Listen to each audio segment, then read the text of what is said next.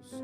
Então abra a sua Bíblia, por favor, lá no Antigo Testamento, em Números, capítulo 19 e o verso 1. Amém?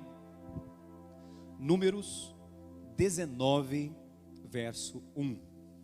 Aleluia. Glória a Deus. Enquanto você abre, também vamos projetar ali no PowerPoint. Vamos orar, irmãos. Amém? Pedir ao Espírito Santo que direcione essa palavra. Senhor, em nome de Jesus, nós te agradecemos, porque estamos reunidos aqui como famílias, como irmãos, e o Pai, o Senhor já preparou uma linda mesa para nós, onde nesse momento vamos nos alimentar desse maná celestial. Vamos nos alimentar da Tua palavra, Pai, que aumenta a nossa fé, que sacia a nossa sede, que muda a nossa vida. Fala com cada um dos meus irmãos, fala com aqueles que estão em casa também. É a oração que eu te faço, em nome do Senhor Jesus. Amém. Irmãos, a palavra em Números 19, versículo 1. Eu preciso muito que você preste muita atenção, porque é um texto longo, 19 versículos, mas é importante a gente ler tudo isso para você compreender o contexto da palavra. Amém, meus irmãos? Glória a Deus. Então você pode acompanhar também ali no PowerPoint. A palavra do Senhor diz assim: Disse mais o Senhor a Moisés e a Arão: Esta é uma prescrição da lei que o Senhor ordenou, dizendo: Dize aos filhos de Israel que vos tragam uma novilha vermelha, perfeita, sem defeito, que não tenha ainda levado jugo. Entregá-la-eis a Eleazar, o sacerdote, e este a tirará para fora do arraial e será imolada diante dele. Eleazar, o sacerdote, tomará do sangue com o dedo e dele aspergirá para a frente da tenda da congregação 7 vezes. À vista dele será queimada a novilha, o couro, a carne, o sangue e o excremento, tudo será queimado. E o sacerdote, tomando o pau de cedro e estofo carmesim, os lançará no meio do fogo que queima a novilha. Então o sacerdote lavará as vestes e banhará o seu corpo em água, e depois entrará no arraial e será imundo até a tarde. Também o que a queimou lavará as suas vestes com água, e em água banhará o seu corpo, e imundo será até a tarde. O homem limpo ajuntará a cinza da novilha e a depositará fora do arraial num lugar limpo, e será ela guardada para a congregação dos filhos de Israel, para a água purificadora, que é oferta pelo pecado. O que apanhou a cinza da novilha lavará as vestes e será imundo até a tarde. Isto será por estatuto perpétuo aos filhos de Israel e aos estrangeiros que habitam no meio deles. Aquele que tocar em um morto, cadáver de algum homem, imundo será 7 dias. Ao terceiro dia e ao 7º dia se purificará com esta água e será limpo. Mas se ao terceiro dia e ao 7º não se purificar, não será limpo. Todo aquele que tocar em algum morto, cadáver de algum homem e não se purificar, contamina o tabernáculo do Senhor. Essa pessoa será eliminada de Israel, porque a água purificadora não foi aspergida sobre ele. Imundo será, está nele ainda a sua imundícia. Esta é a lei quando morrer algum homem em alguma tenda. Todo aquele que entrar nessa tenda e todo aquele que nela estiver serão imundos 7 dias. Também todo vaso aberto sobre que não houver tampa amarrada será imundo. Todo aquele que no campo aberto tocar em alguém que for morto pela espada, ou em outro morto, ou nos ossos de algum homem, ou numa sepultura, será imundo 7 dias. Para o imundo, pois, tomarão da cinza que queima da oferta e pelo pecado, e sobre esta cinza porão água corrente num vaso. Um homem limpo tomará esopo e o molhará naquela água, e aspergirá sobre aquela tenda e sobre todo o utensílio, e sobre as pessoas que ali estiverem, como também sobre aquele que tocar nos ossos, ou em alguém que foi morto, ou que faleceu, ou numa sepultura. Finalmente, versículo 19: O limpo aspergirá sobre o imundo ao terceiro e 7º dia, purificá-lo-á ao 7º dia. E aquele que era imundo lavará as suas vestes e se banhará na água, e à tarde será limpo. Diga glória a Deus. É uma palavra, é um texto extenso, mas é importante entendermos o contexto. Lembra que na semana passada nós falamos sobre o sangue e a água? Quem lembra? Lembra que eu disse no final que o Senhor Jesus, quando estava na cruz, o soldado romano o feriu na costela, e o que saiu do lado de Jesus? Sangue e água. E eu falei isso porque eu disse que o Senhor Jesus, quando reuniu com os discípulos para celebrar a ceia, ele lavou os pés dos discípulos com água. E eu disse que era necessário lavar o pé, porque o pé estava sujo com a poeira do mundo. Lembra disso? Pedro falou para o Senhor Jesus lavar todo o corpo. Mas o Senhor Jesus disse: Pedro, não precisa, o corpo já está limpo. A obra está consumada. Aponta para o sangue de Jesus, que seria derramado. Mas os nossos pés ainda caminham por esse mundo e agarram, as poeiras do mundo. Precisam ser limpos. Então, fala da purificação. Eu não sei se você reparou, mas esse texto que nós lemos também fala sobre isso. Você prestou atenção na leitura? A Bíblia é linda, né, gente? A palavra de Deus é tremenda. Eu vi nesse texto a explicação do texto que eu li semana passada. Porque fala do sangue da novilha, viu que eu falei aqui da novilha vermelha? E fala da água purificadora. Amém? Então eu quero falar para você nesta pregação sobre o sacrifício da novilha vermelha, a água purificadora e a obra de Cristo na cruz. Posso ouvir um glória a Deus? Alguém pode pensar, mas pastor, é um texto da antiga aliança, é um texto do Antigo Testamento. Nós não estamos mais na lei, nós estamos na graça. Como que esse texto se aplica a nós hoje? Você sabe que nós só podemos entender o Novo Testamento se lermos o Antigo. O Antigo explica o Novo. E o Antigo Testamento nós temos que ler como um mapa do tesouro, onde Deus vai nos dando pistas para chegarmos até o maior tesouro, que é o Senhor Jesus Cristo, o único, suficiente Salvador. Diga glória a Deus. Então, quando nós lemos a palavra de Gênesis até o último livro do Antigo Testamento, nós vemos Cristo em todas as páginas. E esse texto aqui também fala de Cristo. Cristo é o centro da pregação. Cristo é a nossa redenção. Cristo é a nossa justiça, irmãos. Amém? Então todo o conteúdo do Evangelho está centrado em Cristo e na sua obra. É isso que alimenta a nossa fé. E nesse texto fala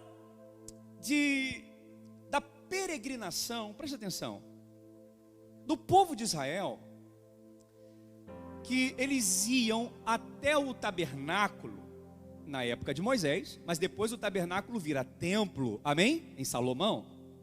Mas quando ainda era com Moisés, Deus deu a lei da purificação para o povo.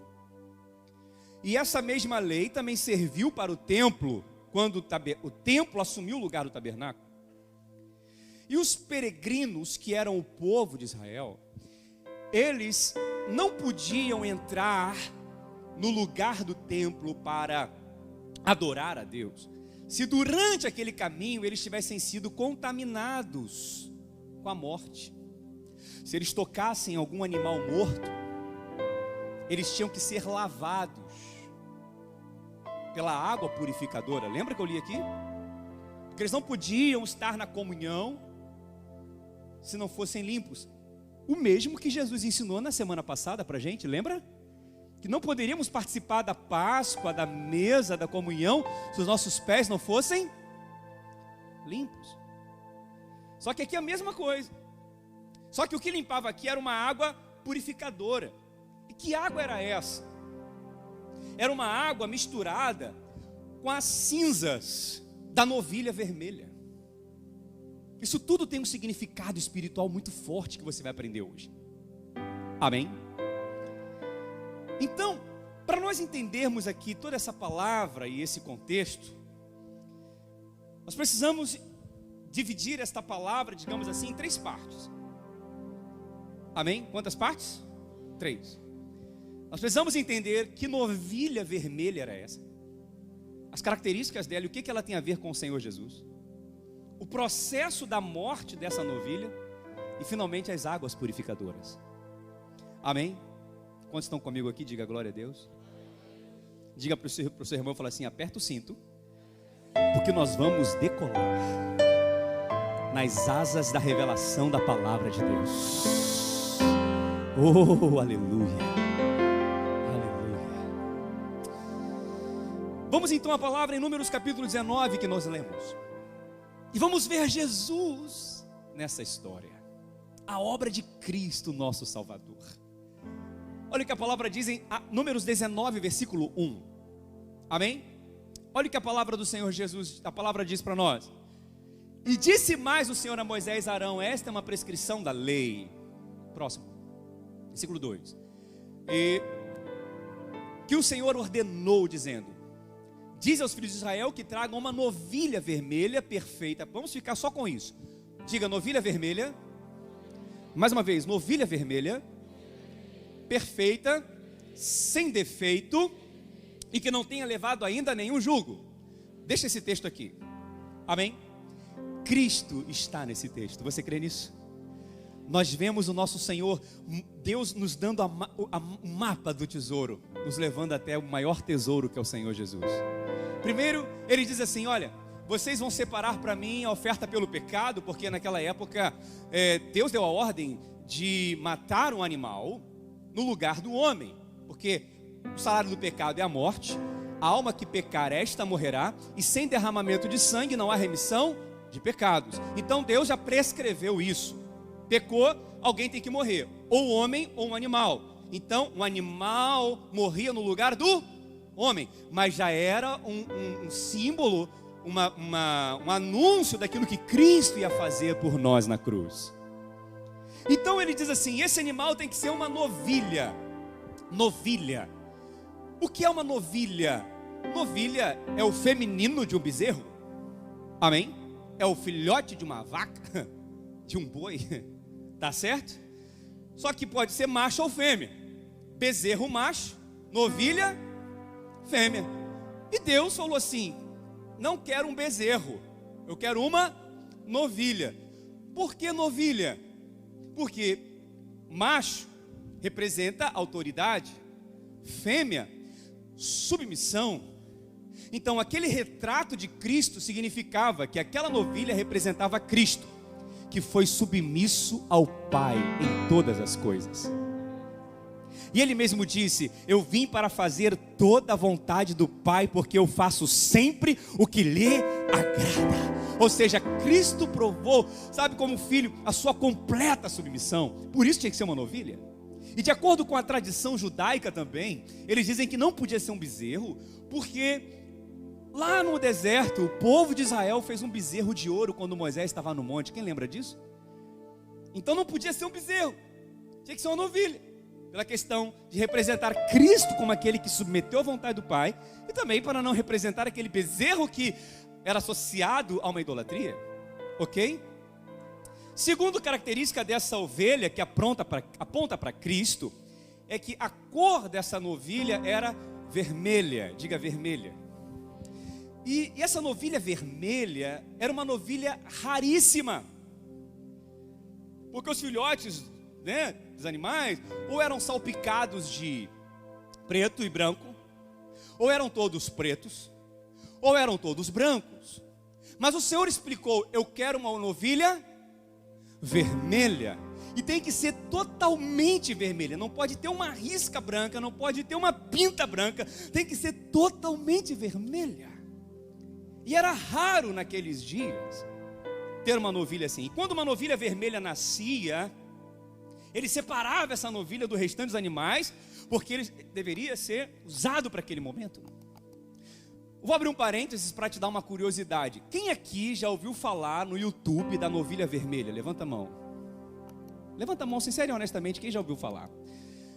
Os judeus, ortodoxos não acreditam em Jesus como Messias. Eles estão esperando Jesus até hoje. E há uma profecia na tradição judaica que diz que o Messias virá e vai sacrificar uma novilha vermelha no terceiro templo. Porque o templo foi destruído 2 vezes. E eles vão reconstruir o terceiro templo.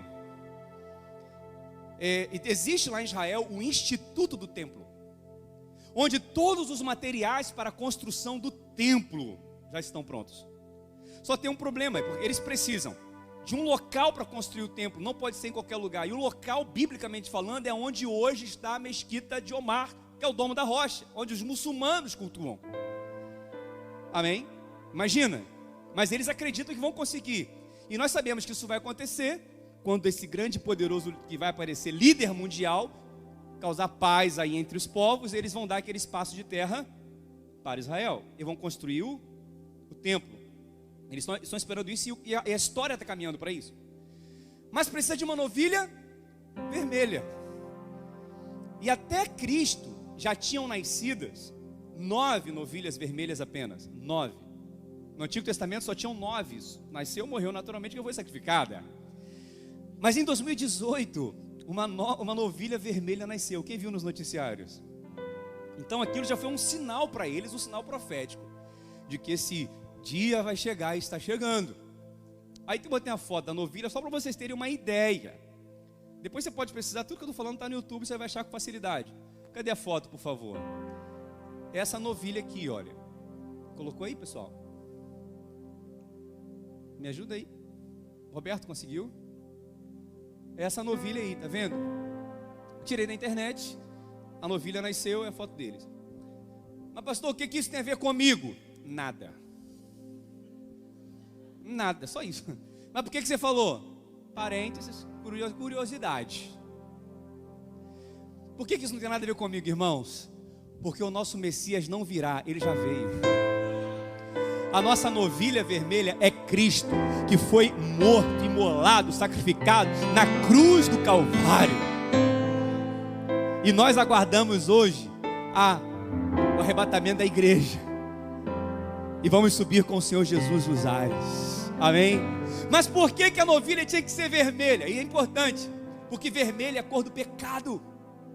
Isaías disse que se os nossos pecados forem vermelhos como a escarlata, a palavra diz que o sangue do Senhor Jesus nos torna tão limpo quanto a neve. Aleluia. Por isso que a palavra diz em Timóteo 2, em 2 Coríntios 5, 21, Cristo, aquele que não cometeu pecado, Deus o fez pecado no nosso lugar, para que nele nós fôssemos feitos justiça de Deus. Ele tomou o meu pecado na cruz e me deu a sua justiça. Ele pegou todos os nossos pecados. Amém? E por que tinha que ser uma novilha vermelha e era rara? Porque nessa terra nenhum homem pisou. Nenhum homem que pisou nessa terra pôde nos salvar, só Jesus. Buda não pode, Maomé não pode, Allan Kardec não pode, Santo Antônio não pode, e tantos outros mediadores que já existiram nessa terra, que dizem que são, não podem nos salvar. Só Jesus Cristo é o único caminho, a verdade e a vida, porquanto há um só Deus e um só mediador entre Deus e os homens, Cristo Jesus, o nosso Senhor. E não há salvação em nenhum outro, porque abaixo do céu não existe nenhum outro nome dado entre os homens, pelo qual importa que sejamos salvos. Por isso era raro, porque ninguém se compara ao Senhor Jesus. Você pode dar glória a Deus por isso. Vamos voltar ao texto, outro detalhe. Essa novilha tinha que ser perfeita e sem defeito.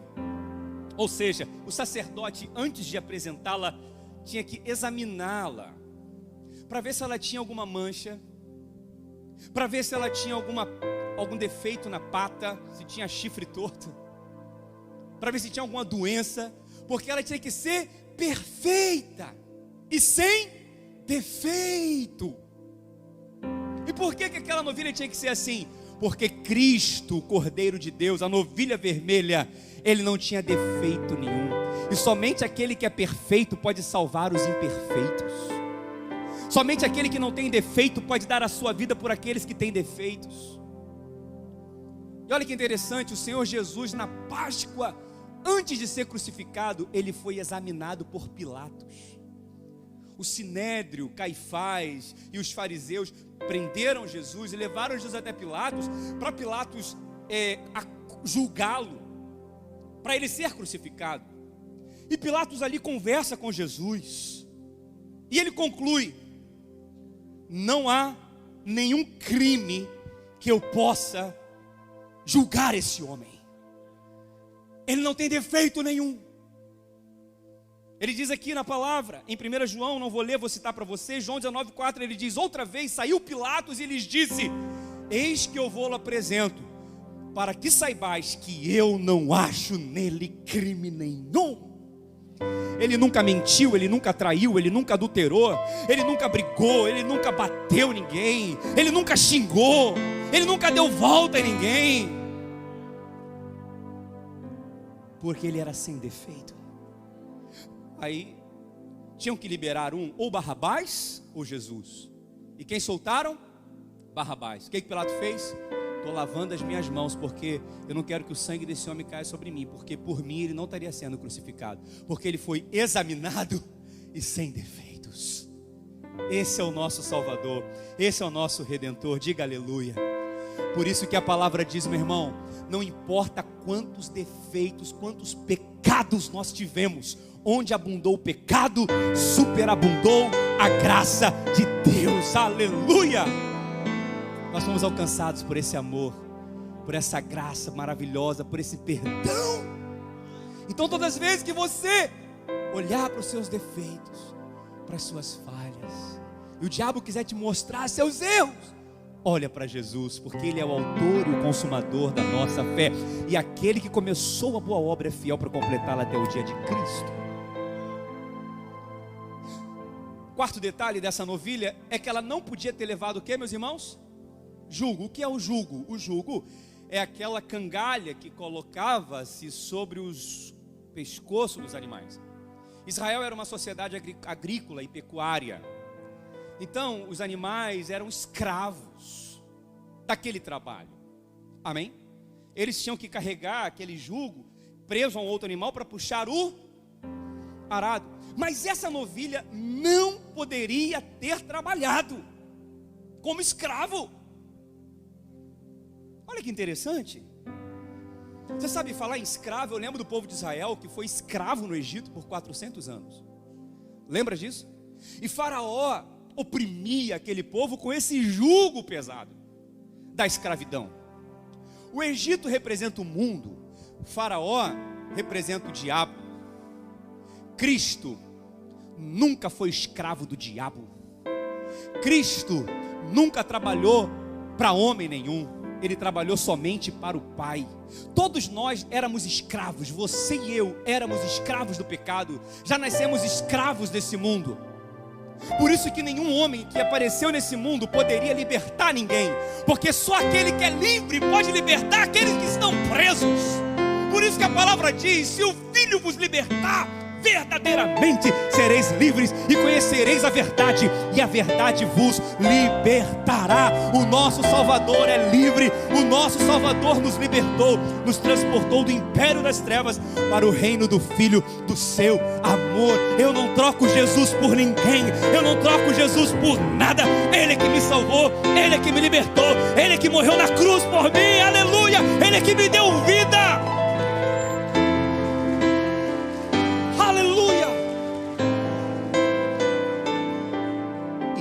Quer ver você preso a ninguém, a nenhum sentimento ruim no seu coração, a mágoa, a decepção, a pessoas. Ele não quer ver você preso a vícios. Você é livre, Ele te liberta, aleluia, aleluia. Você pode ser liberto nessa noite em nome de Jesus, porque a unção quebra todo jugo, diz a palavra. A unção despedaça o jugo. Aquele jugo que você carrega é despedaçada pelo poder da unção. E a unção é liberada quando a palavra é ministrada. E conhecereis a verdade, e a verdade vos libertará. Aleluia, aleluia. A novilha vermelha é Cristo, submissa ao Pai, levou os nossos pecados, perfeito e sem defeito, e livre para nos libertar. Você pode aplaudir ao Senhor Jesus mais uma vez?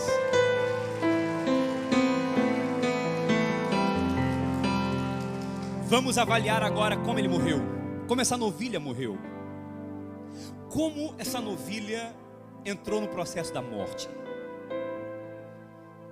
Vamos lá para o versículo 3, Números 19, 3. Entregá-la-eis a Eleazar, o sacerdote. Este atirará para fora do arraial e será imolada diante dele. Versículo 4. Eleazar, o sacerdote, tomará o sangue com o dedo e dele aspergirá para a frente da tenda da congregação, ou seja, para o templo ou para o tabernáculo, 7 vezes. Próximo.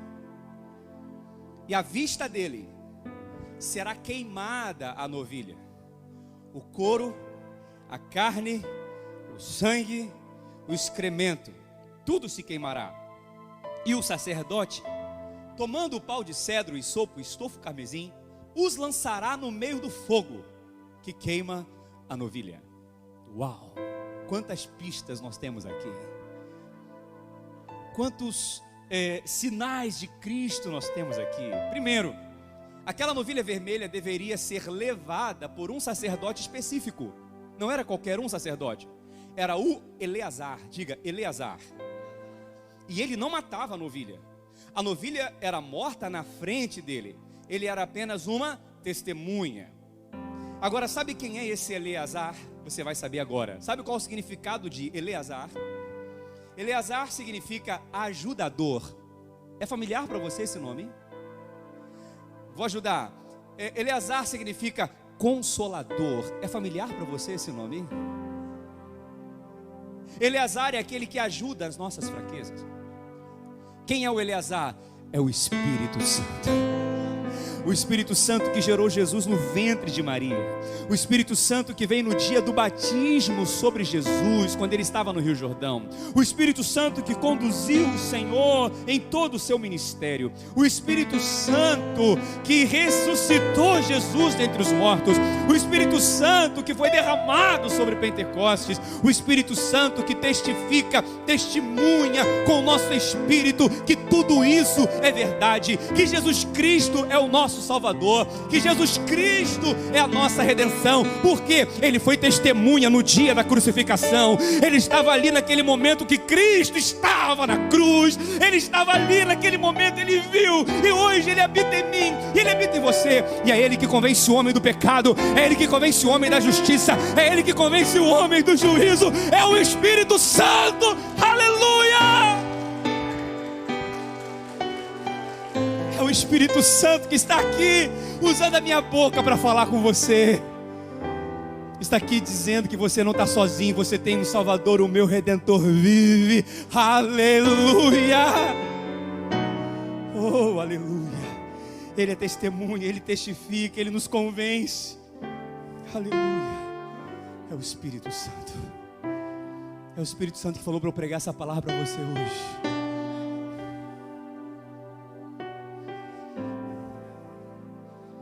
Por que eu preciso saber essa palavra, pastor?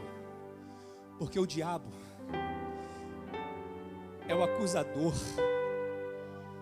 é o tentador, destruidor, matador, mas Cristo é o nosso Redentor. E se você não confiar em Cristo como seu Salvador, o diabo, ele vai se aproveitar de um momento de fraqueza sua. Ele vai se aproveitar de um deslize. Ele vai se aproveitar de um pecado para te acusar, para causar medo, para te condenar. Mas nesse momento o Espírito Santo vem nos ajudar. Ele diz: você é filho amado, o sangue foi derramado na cruz, quem está em Cristo é uma nova criatura, não há condenação. Você entende? É para lembrar desse sacrifício, dessa novilha. Aleluia. Aí nós cantamos essa música que Cristo é tudo, Cristo é o centro. E nós só temos que louvá-lo com essa canção dizendo: oh Alfa, adora Cristo, Ômega, oh aleluia, Cristo, Filho, oh vem, oh Jesus, oh vem, oh vem, Senhor. Você pode cantar mais forte. Oh Alfa, aleluia, aleluia, Ômega, oh Cristo, Cristo, Filho, oh vem, oh Jesus,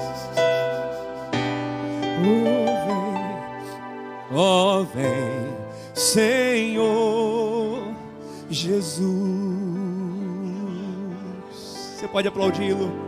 É Ele, é Ele, é Ele, é Ele, é Ele. Ele é o Cristo. E o sacerdote tinha que levar aquela novilha para fora da cidade. Ela não poderia ser morta dentro da cidade. E na época do tabernáculo, não poderia ser morta dentro do acampamento. Tinha que ser fora. Cristo foi crucificado fora da cidade.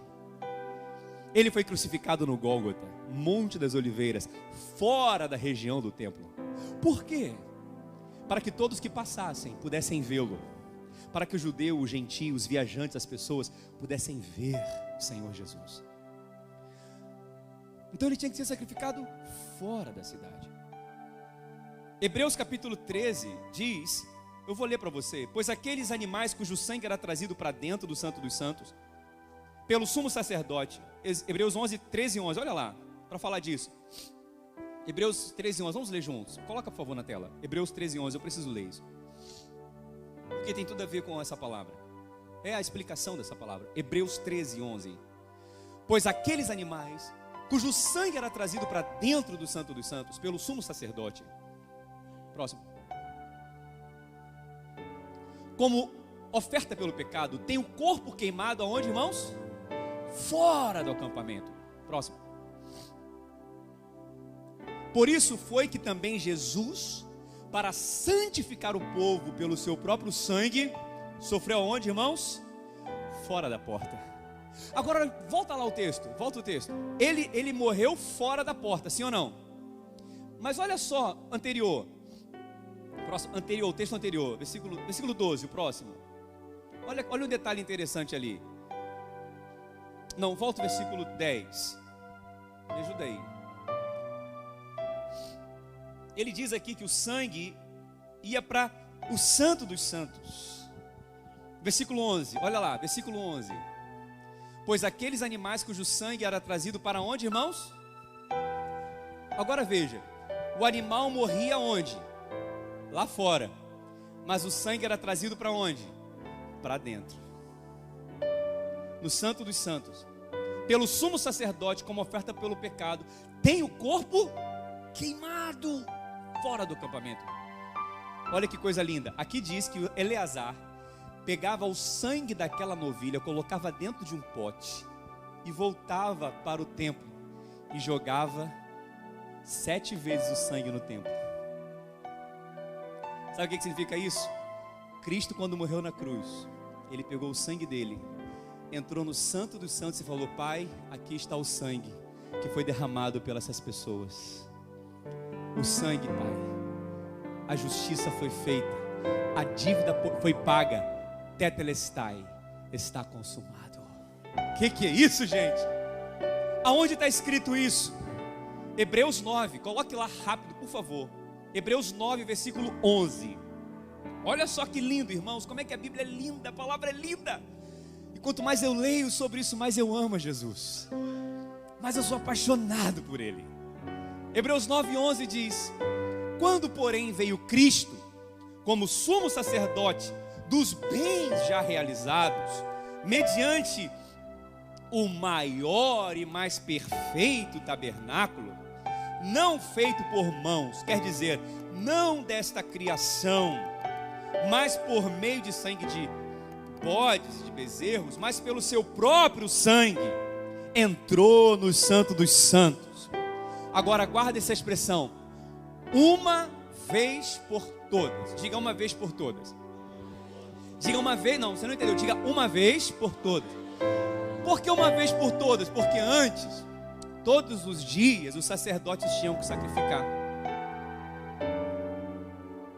Antes, todas as festas tinham que ter sacrifício de bodes e animais.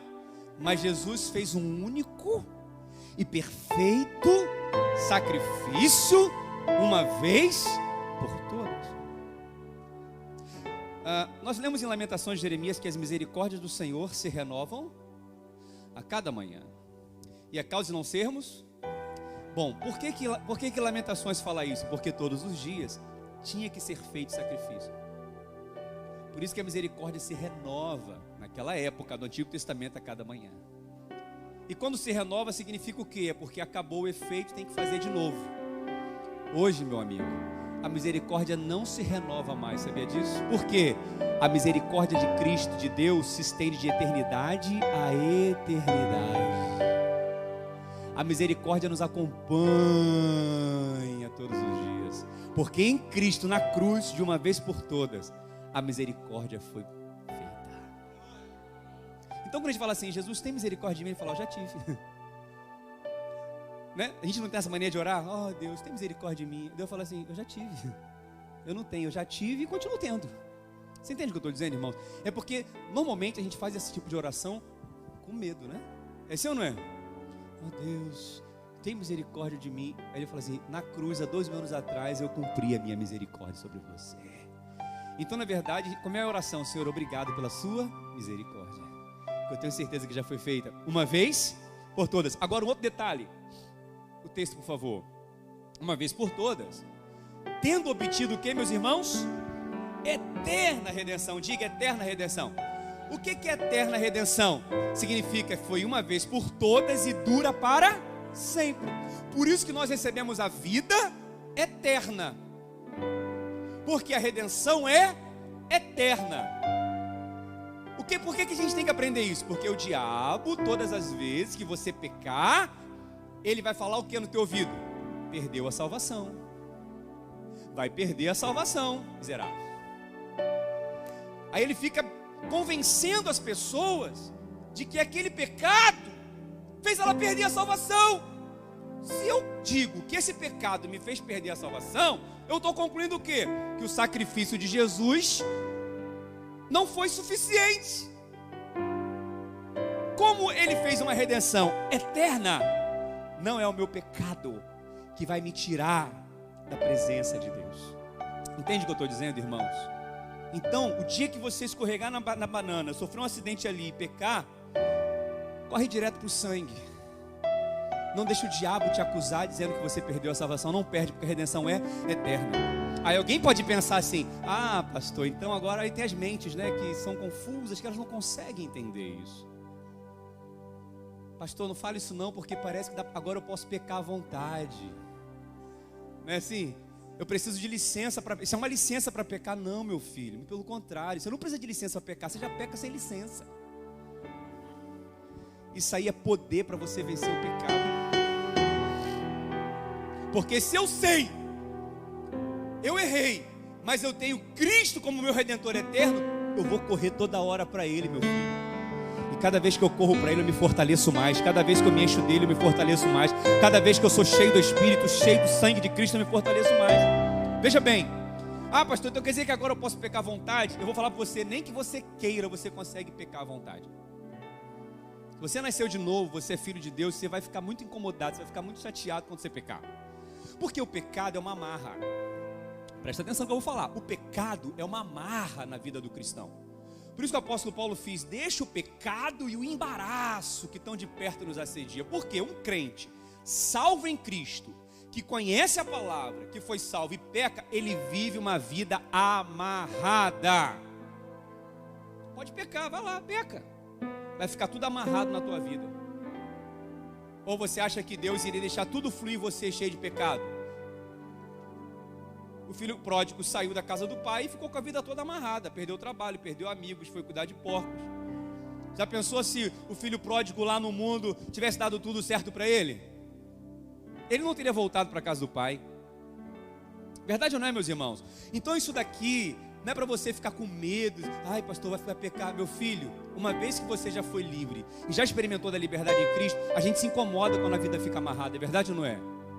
Então, meu filho, Cristo nos libertou do poder do pecado. O pecado não terá mais domínio sobre vós, porque não estás debaixo da lei, e sim debaixo da graça do Senhor. É a graça que liberta. É confiar no amor de Deus, na justiça de Cristo, que me liberta do poder do pecado. Diga glória a Deus, irmãos. E é o sangue de Jesus que faz isso pra gente, que faz isso em nós. Amém?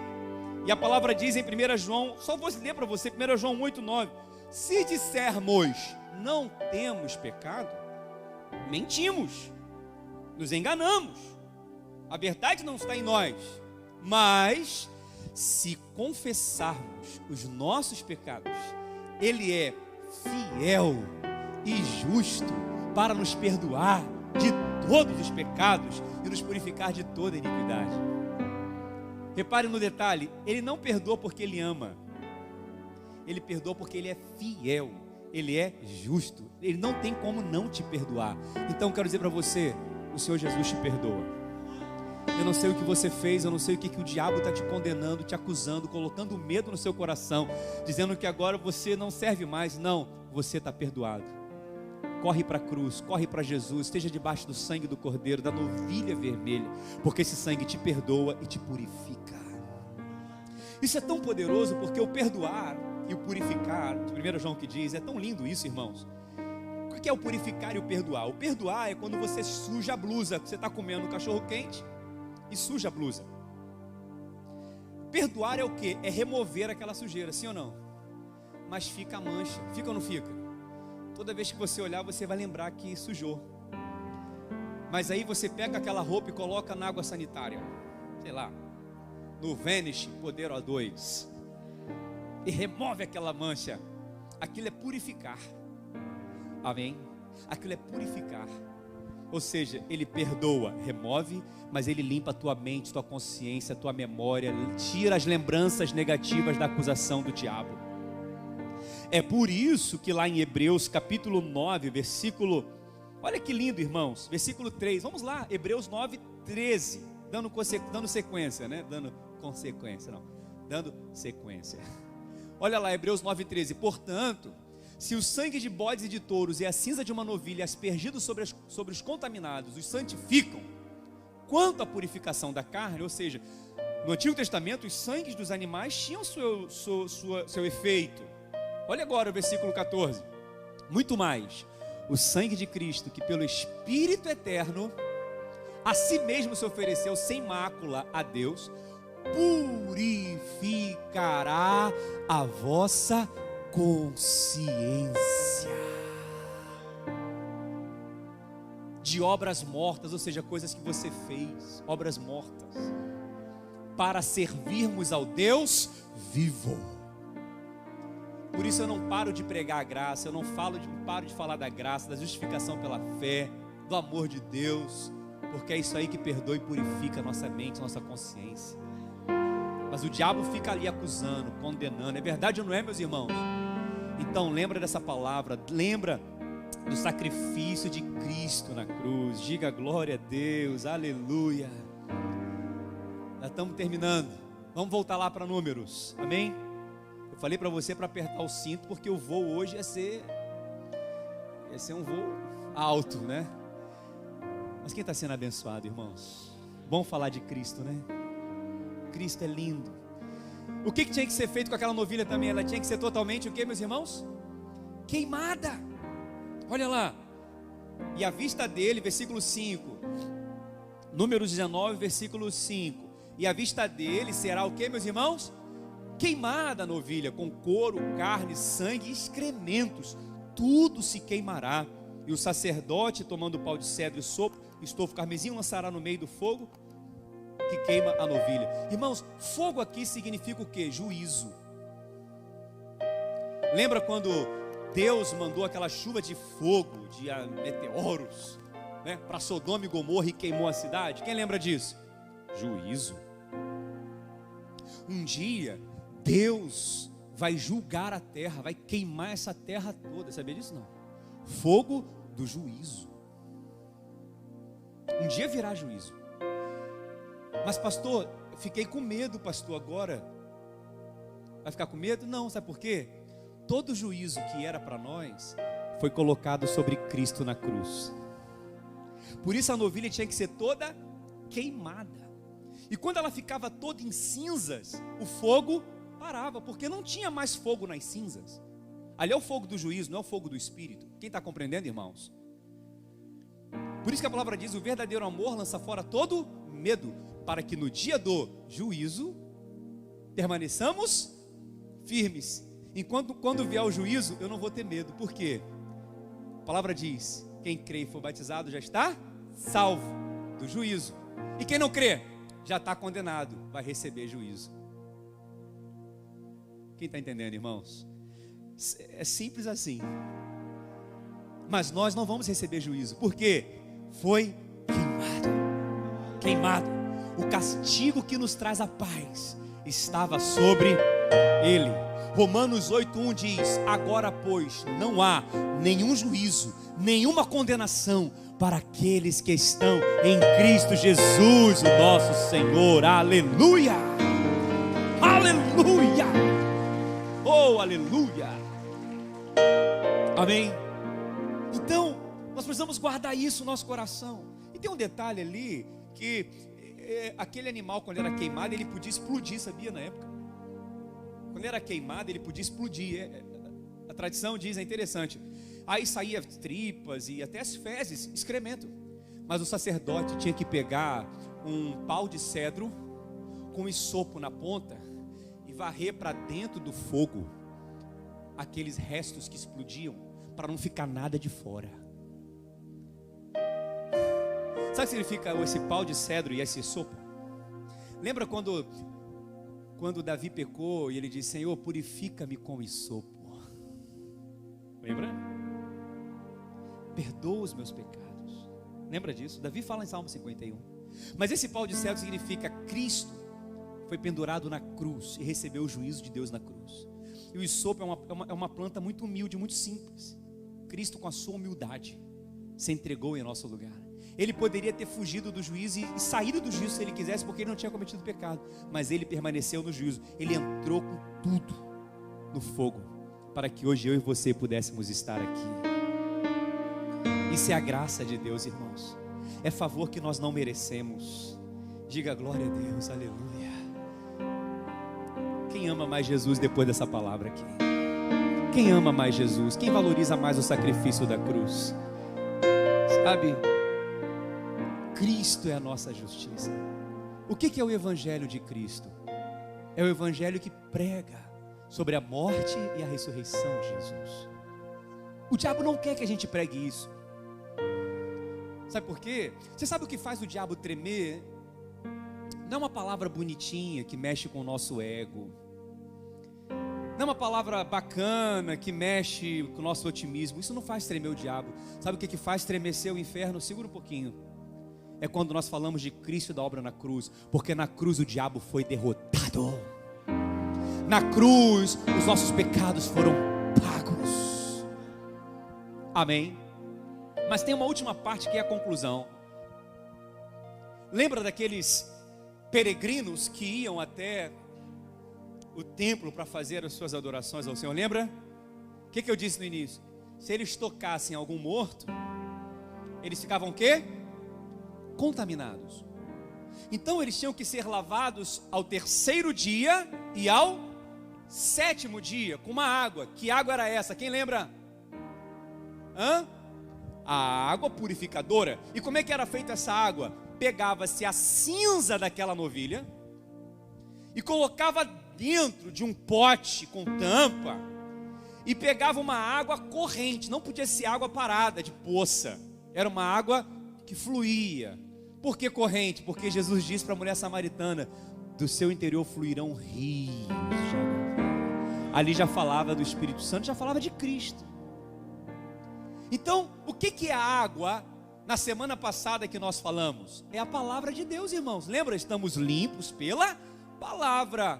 Assim como Cristo lavou a noiva e apresentou a ela sem mácula, sem ruga, sem mancha, nós também fomos lavados pela palavra. É a água da palavra que tira a poeira do mundo dos pés.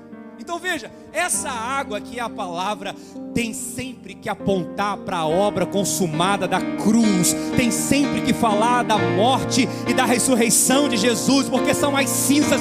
Quando nós olhamos as cinzas, nós lembramos que o preço foi pago na cruz, a justiça foi satisfeita na cruz. Por isso, irmãos, que o apóstolo Paulo, ele vai falar acerca do Evangelho. O que é o Evangelho? O Evangelho é quando nós lembramos do sacrifício de Jesus. Ele fala: eu não me envergonho do Evangelho de Cristo, porque é o poder de Deus para a salvação de todo aquele que nele crê. 1 Coríntios 1,18 ele diz: certamente a palavra da cruz é loucura para os que se perdem, mas para nós que somos salvos é o poder de Deus. 1 Coríntios capítulo 15, versículo 1 diz: irmãos, olha o que diz 1 Coríntios 15, vamos lá. 1 Coríntios capítulo 15 e o verso 1, olha o que a palavra de Deus diz. 1 Coríntios capítulo 15, verso 1, amém? Olha o que a palavra diz: irmãos, venho lembrar-vos, o que, meus irmãos? O que? Evangelho. Você sabia que tem muito cristão, crente que está na igreja, que não sabe o que é o Evangelho? Incrível isso, né? Conhece tudo, menos o Evangelho. Conhece o Evangelho da prosperidade, o Evangelho da opção, menos o Evangelho de Cristo. O que é o Evangelho? O Evangelho significa boas novas, boas notícias. E o que são essas boas novas? O amor de Deus, a graça de Deus, o perdão de Deus. Seus pecados estão perdoados. Boas novas, amém? E é isso que vai nos purificar, que vai nos limpar. Sabe por quê, irmãos? Vou voltar para falar sobre isso aí. Lembra que eu falei dos peregrinos que estão em contato com coisas mortas? Lembra que eu falei? O que significa isso? Acabei que eu entrei, mas saí e não voltei. Mas agora eu já estou de volta aqui falando das coisas mortas, ok? E ninguém me lembrou, mas é assim mesmo, faz parte. Diga glória a Deus. Irmãos, a palavra diz que o mundo jaz no maligno. O mundo está morto no maligno. Tudo que o mundo produz é morte. Irmãos, não brinque. Tudo que o mundo produz é morte, porque o mundo está morto no maligno. As músicas do mundo causam morte. A cultura do mundo gera morte. Por isso que Jesus disse: eu não tenho nada nesse mundo e o diabo não tem nada comigo, porque eu sou a vida, eu sou a ressurreição e a vida. Eu não tenho nada com a morte. O problema é que muitos crentes, muitos cristãos são salvos em Jesus, mas estão se contaminando com a morte. Estão se contaminando com as coisas desse mundo, com a morte. Como, pastor? Quando assiste um filme, pode ser uma coisa boba, mas tem mensagem de morte que está impregnando em você. Assiste uma novela, por exemplo. Canta uma música do mundo, por exemplo. Não pense que isso é inofensivo. Você está tocando na morte que está se contaminando. Não brinque com isso. Aí depois a pessoa não consegue ler a Bíblia, não consegue orar, não consegue ir para um culto, não consegue estar no ambiente de vida porque está impregnado com a morte. Igual os peregrinos que não podiam estar no tabernáculo porque poderiam contaminar o tabernáculo. E ele diz que não contaminava apenas o tabernáculo, contaminava aqueles que estavam perto dele. Tudo que eles tocavam ficava contaminados, porque estão trocando a vida pela morte. E o que a palavra de Deus diz? Eis que coloco diante de vocês a vida e a morte. Escolhe a vida para que vivais. Sabe qual é o problema, irmãos? É que a gente fala que não tem nada a ver. Tudo não tem nada a ver agora. Tem nada a ver, pastor. Tem nada a ver. Isso aqui não tem nada a ver. Tem nada a ver. Tem nada a ver. E está cheio de morte. E o pior, sabe o que eu estava lembrando de Sansão? Lembra de Sansão? Quem lembra de Sansão? Homem forte, né? Cheio do Espírito Santo. Ele fez 3 votos. Ele tinha 3 votos. Ele não podia beber vinho, tocar em morto e cortar o cabelo. Lembra disso? Porque ele era consagrado, nazireu. Ele quebrou os 3 votos. Ele bebeu vinho. Ele tocou no morto. Um dia ele estava passando e ele viu uma carcaça velha de um leão morto. Mas sabe o que chamou a atenção de Sansão? Não foi a carcaça podre. Era um mel que estava dentro, porque as abelhas se aproveitaram daquela carcaça e fizeram uma colmeia. E ele olhou aquele cadáver e disse: opa, tem mel, é doce. Ele foi e tocou no leão podre por causa do mel. Isso é que o diabo tem feito com muitos crentes. Tem colocado mel dentro da morte para atrair as pessoas. As pessoas têm entrado, as pessoas têm sido incluídas, as pessoas têm sido enganadas. É um relacionamento, é uma amizade, é uma amiga, é uma conversa, é um papo, é uma mensagem na internet, é um atrativo, é mel, mas por trás daquilo tem morte. Porque estão aceitando as propostas do diabo. Mas Deus tem promessa para você. A proposta leva à morte, mas a promessa leva à vida. Sai da morte e vem para a vida. Porque Jesus disse: eu sou a ressurreição e a vida. Hoje nós escolhemos a vida. E o que limpa a gente dessas mortes do mundo? O Evangelho.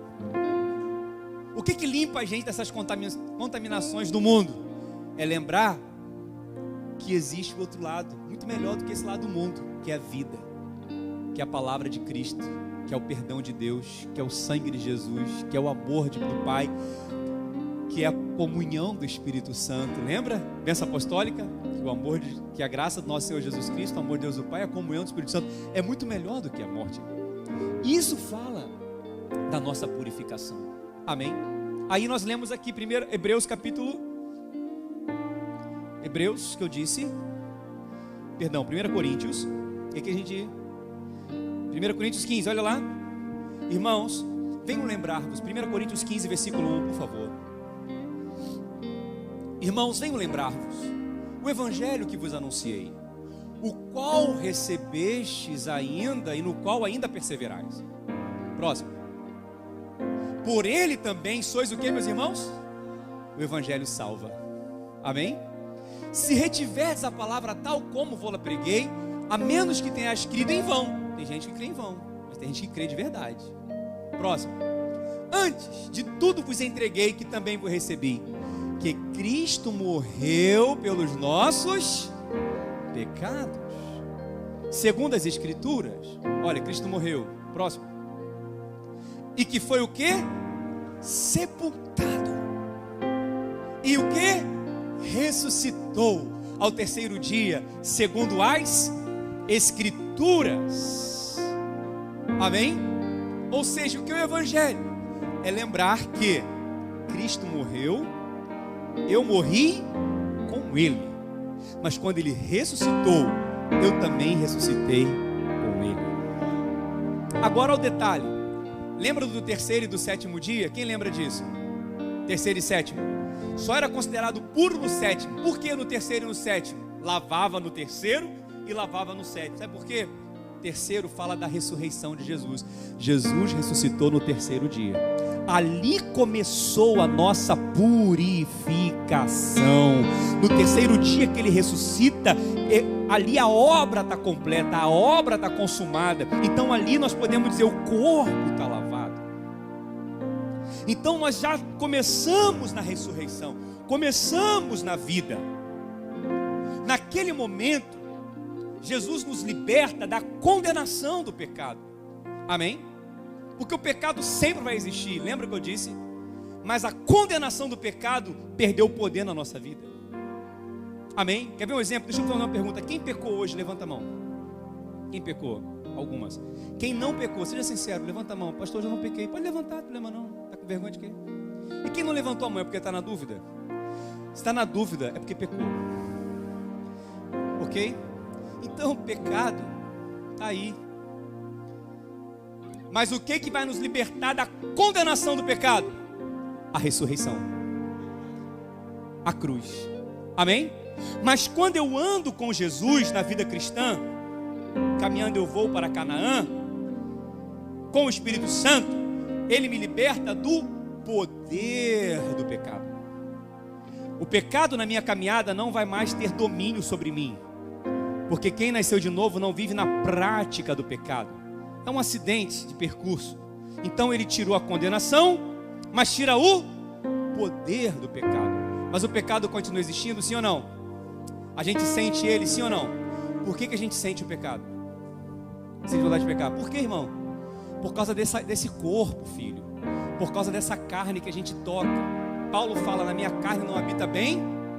Então veja, nós fomos libertos da condenação do pecado, do poder do pecado, mas ainda temos a presença do pecado.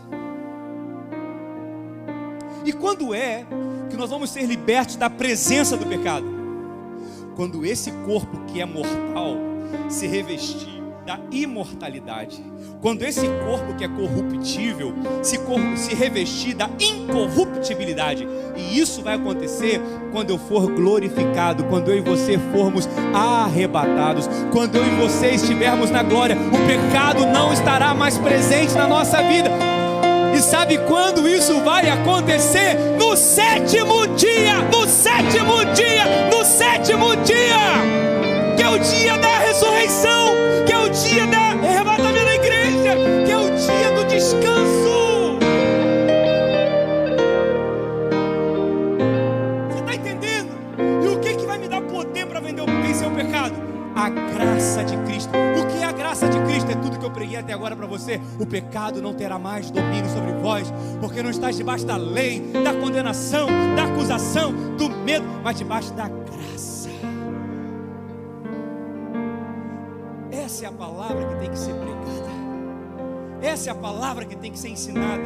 Eu não sei se você repara, por isso que a gente fala, quem tem ouvidos ouça o que o Espírito diz à igreja. Pelo menos nos últimos 3 meses ou 2 meses, nós só temos falado sobre isso, sim ou não? Graça. Cristo é a nossa justiça. Cristo é a nossa redenção. Cristo é a minha justiça. Eu sou justiça de Deus em Cristo Jesus. Nós temos que lembrar sempre dessa verdade. Pedro diz que essa é a verdade atual do Evangelho. Eu vou pregar sobre isso aqui um dia para vocês. Muitos querem uma verdade atual, muitos querem saber uma novidade. A verdade atual já foi pregada há 2000 anos atrás. Cristo, o Verbo, se fez carne. Ele habitou em nosso meio. E hoje nos torna seus filhos semelhantes a Ele. E o que é lindo nessa história, irmãos? É por causa disso. É por causa disso que eu quero concluir dizendo uma coisa para você. Aleluia. Aleluia. Em nome de Jesus, me ouça. Não seja manipulado por pessoas, circunstâncias, pensamentos, sentimentos, acusações, condenações. Não seja guiado por essas coisas. Seja guiado pela verdade da palavra de Deus. O diabo vai usar falhas, fraquezas suas para te afastar da verdade do Evangelho. Vai usar pessoas para te afastar das promessas de Deus. Entende? Aí o que acontece com pessoas assim? Elas não vivem em novidade de vida. Elas vivem sempre de coisas velhas. Elas vivem sempre do passado. Elas vivem sempre nas amarras do pecado. Mas olha o que a palavra diz em Romanos capítulo 6, versículo 4. E aqui eu encerro. Romanos 6,4. Fomos, pois, sepultados com Ele na morte pelo batismo, para que, como Cristo foi ressuscitado dentre os mortos pela glória do Pai, assim também andemos nós em novidade de vida. Vamos andar em novidade de vida. Cristo tem coisas novas para nós a cada dia. O diabo quer te tirar dessas promessas tão lindas, mas você foi chamado para andar em novidade de vida. É o Evangelho que faz isso, que nos liberta. É lembrar que temos a cachoeira do sangue 24 horas sobre nós. É lembrarmos que temos a palavra de Deus. E eu fechei aqui meu esboço para lembrar para você uma coisa.